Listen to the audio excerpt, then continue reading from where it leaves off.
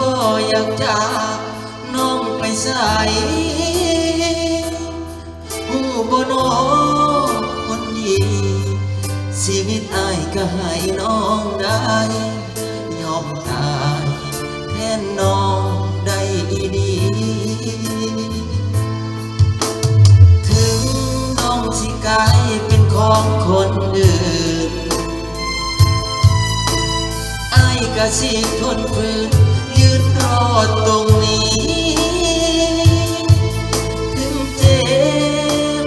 ก็จิตทนแม่น้องมองอ้ายบ่ดีจะอยู่ตรงนี้เพื่อรอให้น้องเห็นใจ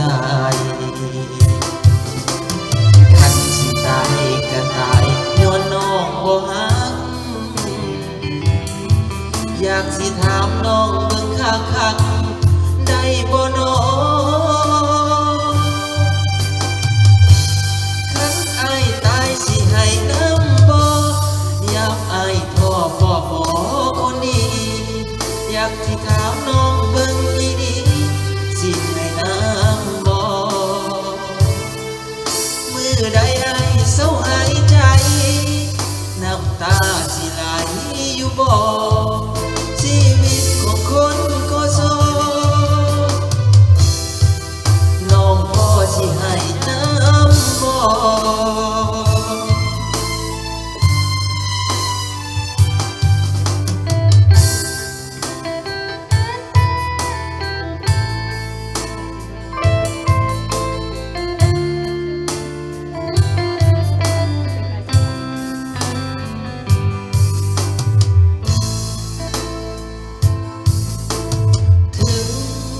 สิกลายเป็นของคนอื่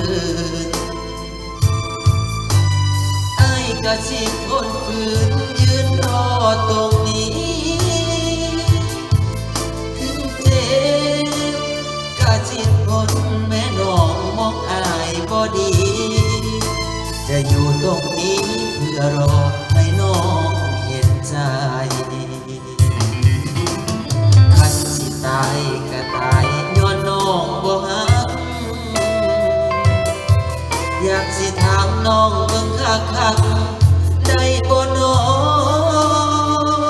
งคันอ้ายตายสิให้น้ำบ่ยามอ้ายท้อก็บ่คนดี